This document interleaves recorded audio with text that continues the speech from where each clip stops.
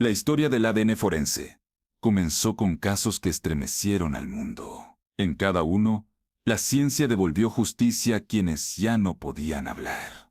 Julie Busken, Oklahoma. Julie Busken, una joven de 21 años, con una prometedora carrera en danza, desapareció la noche del 19 de diciembre de 1996 tras dejar a una amiga en su apartamento. Horas más tarde, un vecino escuchó un grito en el estacionamiento, pero nadie salió a ayudar. A la mañana siguiente, Julie no apareció. Su coche tampoco. 12 horas después, su cuerpo fue hallado junto a un lago, con las manos atadas y un disparo en la cabeza. Había señales de agresión sexual.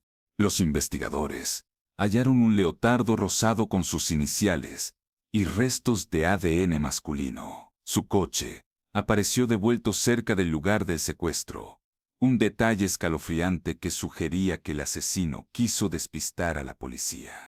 Durante años, el caso se estancó. Un retrato hablado describía a un joven hispano, pero sin coincidencias. En 2004, Pento, una nueva muestra de ADN, vinculó el crimen con Anthony Castillo Sánchez, quien vivía cerca del apartamento de Julie y usaba zapatos Nike talla 9, como los del asesino. Su ADN coincidió exactamente con el encontrado en la escena. Sánchez fue condenado a muerte. A pesar de culpar a su padre antes de ser ejecutado, las pruebas científicas confirmaron su responsabilidad. Julie finalmente tuvo justicia tras casi 30 años de incertidumbre. Laura Salmón, Tennessee, 1900. Laura Salmón, de 18 años, estudiante universitaria, fue hallada muerta en un campo de Murfreesboro. Había sido golpeada brutalmente con una piedra y cubierta con ropa ajena. Un par de jeans masculinos con rastros de ADN desconocido se convirtió en la clave del caso. La policía siguió múltiples pistas sin éxito. Un sospechoso, John Taylor, llegó a confesar un intento de ataque similar, pero fue liberado por falta de pruebas. Años después, la madre de Laura y su amigo Dan Goodwin, quien se convirtió en policía motivado por su muerte, reabrieron el expediente. En el año 2000, avances en ADN revelaron que el culpable era David Gilley, su exnovio, un hombre violento que no soportó la ruptura.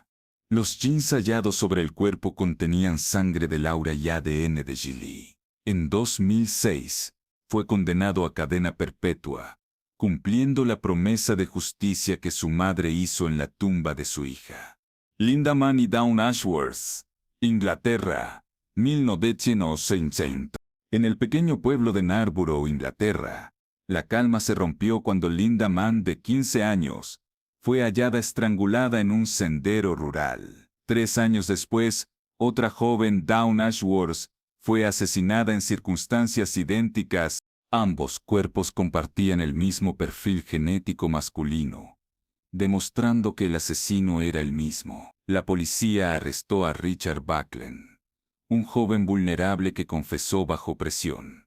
Pero el científico Alec Jeffries aplicó por primera vez su revolucionaria técnica de huella genética. El ADN probó que Buckland era inocente y que el verdadero asesino seguía libre. Fue la primera absolución en la historia, gracias al ADN. Semanas después, una mujer alertó sobre un hombre que se jactaba de haber dado una muestra de sangre por otro. Era Colin Pitchfork, un panadero casado. Había convencido a un amigo para suplantarlo durante el test. Confrontado, confesó ambos asesinatos. En 1988, fue condenado a 2 cadenas perpetuas, convirtiéndose en el primer asesino identificado mediante ADN. Este caso marcó un antes y un después en la historia de la ciencia forense. Entre 1987 y 1988, Vecina fue escenarios brutales. 4 mujeres, Debbie Davis, Susan Helms, Diane Cho y Sue Tucker, fueron encontradas muertas en sus hogares. Todas habían sido agredidas sexualmente, atadas y estranguladas con cuerdas o calcetines. No había señales de robo ni testigos. El detective Joe Horitz notó un inquietante patrón. Los asesinatos coincidían con un caso anterior, el de Carolyn Hamm, 1984. Evo a David Vázquez, un hombre con discapacidad mental, que había confesado bajo presión. Sin embargo, los métodos eran idénticos, y las fechas mostraban un lapso de 3 años sin crímenes. La policía concluyó que el verdadero asesino debía haber estado preso durante ese periodo. La búsqueda llevó a Timothy Wilson Spencer, un exconvicto que vivía en un centro de reinserción en Richmond, cerca de las víctimas. Durante los asesinatos, salía de noche sin permiso. Fue arrestado, aunque no había huellas ni testigos. Por primera vez en Estados Unidos, se utilizó el análisis de ADN forense para resolver un caso criminal. El resultado fue contundente. El ADN de Spencer coincidía con las muestras biológicas encontradas en las víctimas, y también con el caso de Carolyn Hamm. Gracias a ello, David Vázquez fue liberado, convirtiéndose en el primer inocente exonerado por ADN en Estados Unidos. Spencer fue declarado culpable y sentenciado a muerte. Su ejecución, el 27 de abril de 1994, Nesimo, marcó otro hito. Fue el primer condenado a muerte en Estados Unidos, basado en pruebas de ADN, consolidando la genética como la herramienta más precisa en la lucha contra el crimen. Cathy Odom, Texas, 1987. Catherine Cathy Odom, una madre de 26 años, fue hallada sin vida en su hogar del condado de Harris. Su hija pequeña estaba inconsciente, y su bebé, ileso. La mujer había sido brutalmente apuñalada y estrangulada con el cable de una lámpara. La casa estaba cerrada, y no había señales de robo, lo que sugería que el asesino era alguien cercano. El esposo de Cathy, Mike, fue inicialmente sospechoso, pero su coartada laboral lo exoneró. Las miradas se dirigieron a Greg Marquardt, cuñado de la víctima y hombre con antecedentes de violencia y adicciones. En su primera entrevista, Greg confesó sentirse atraído por Cathy y abandonó la comisaría con una excusa para no volver. El caso quedó sin resolver durante más de 10 años. En 1998, las autoridades revisaron las pruebas y encontraron en el cable con el que Cathy fue atada restos de ADN. Los resultados fueron concluyentes. El perfil genético pertenecía a Greg Marquardt. Fue arrestado y confesó el crimen a un compañero de celda. Había intentado forzarla, y al ser rechazado, la atacó. En 2004 fue condenado a 45 años de prisión y murió en 2008. Su caso demostró cómo una simple muestra conservada correctamente podía hablar después de décadas y resolver un crimen impune. Raina Rison, Indiana, 1993. Raina Rison, de 16 años, desapareció tras terminar su turno en una clínica veterinaria. Su coche fue hallado abandonado con un anillo masculino en la guantera, perteneciente a su exnovio Jason Tibbs, quien aseguró tener una coartada. Un mes después, su cuerpo apareció en un estanque estrangulada y cubierta con ramas. El caso se enfrió, hasta que en 1998 un recluso, Ricky Hammonds, escribió a la policía afirmando haber visto a Tibbs y a otro joven, Eric Freeman, escondiendo un cuerpo. Freeman confesó y contó que Jason había discutido con Raina, la obligó a subir al auto y la mató al gritar que si no podía tenerla, nadie más lo haría. En 2013, 20 años después del crimen, Jason Tibbs fue condenado a 40 años de prisión, gracias al testimonio de Freeman y nuevas pruebas forenses. Los padres de Raina, que esperaron justicia durante 2 décadas, por fin encontraron paz.